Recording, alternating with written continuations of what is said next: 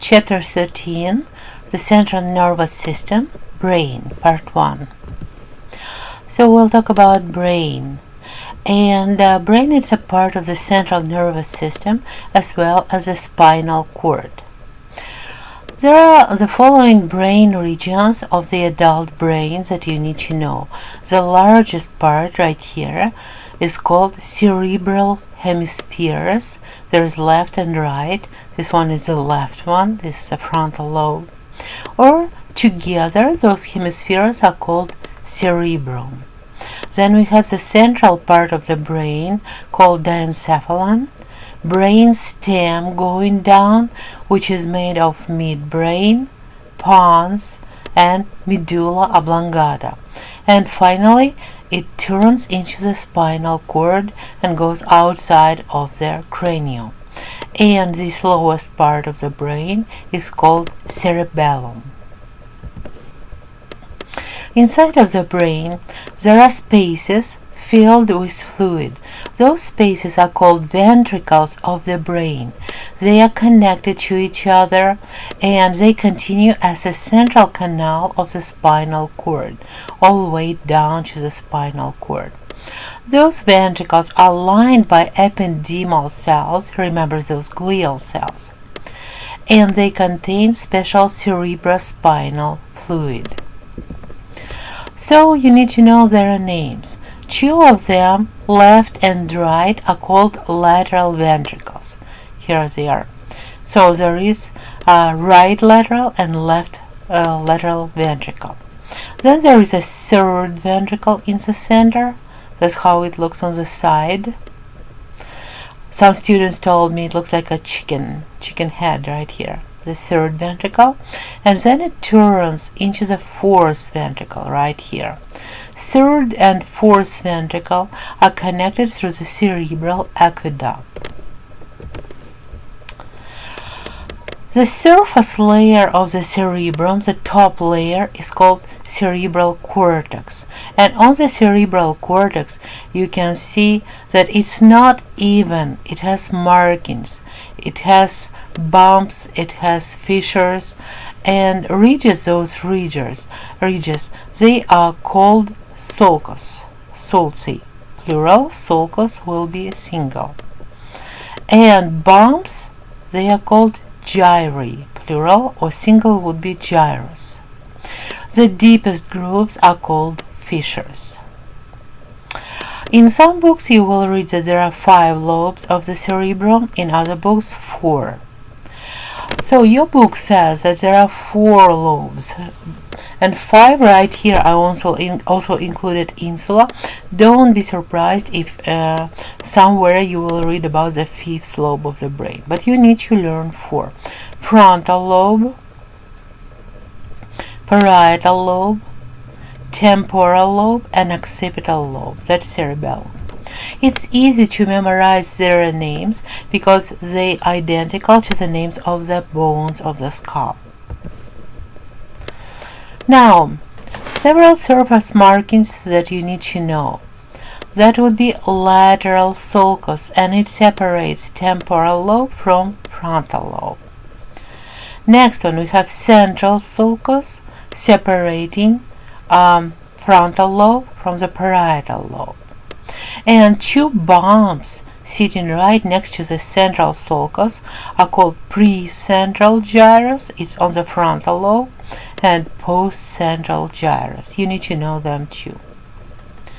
Then there is transverse cerebral fissure that separates cerebellum from the rest of the brain. Here it is. Finally, there is longitudinal fissure separating 2 hemispheres, and it's better to see it in this picture, between the left hemisphere and right hemisphere of the brain. By the way, right here would be the central sulcus.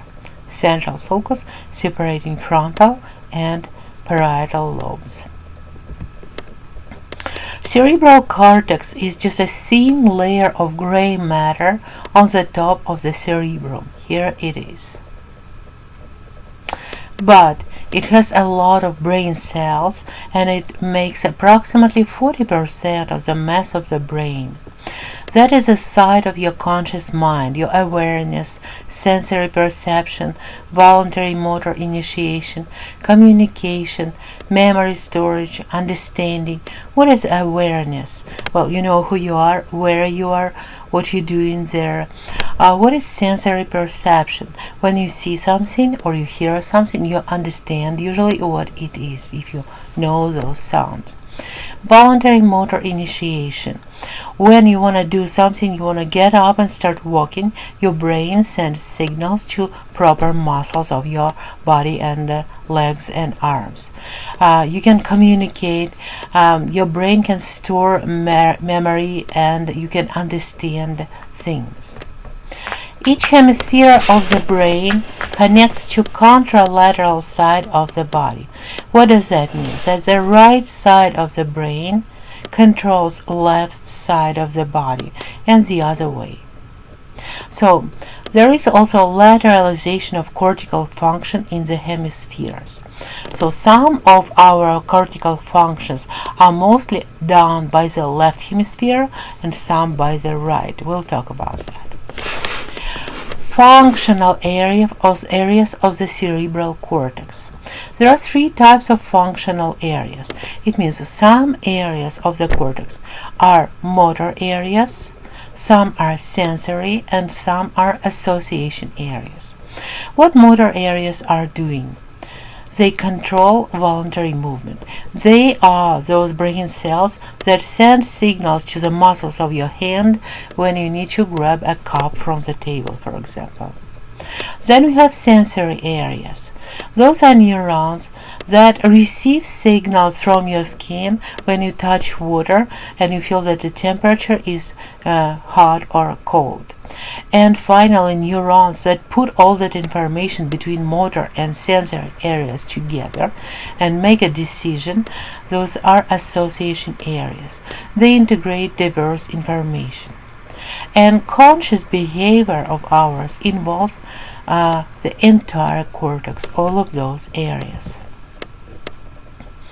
Okay, primary motor cortex. Remember, that is your central sulcus, and that area of the cortex sitting on the frontal lobe right next to the central sulcus is called primary motor cortex. Those long axons go through special tracts to the spinal cord, so they are called corticospinal tracts. And they allow us to control our movements, precise, skilled, voluntary movements of our arms, legs, and body. So that is precentral gyrus. Next one, area next to precentral gyrus, right here on the frontal lobe, is called premotor cortex. It controls learned, patterned, or repetitious motor skills. It's when you don't need to think much about your movement, you already know well how to do it. Like writing, you don't think how to write, you just do it. Or riding a bike. So it coordinates simultaneous or sequential actions. And it also involved in the planning of movements that depend on sensory feedback. What does that mean?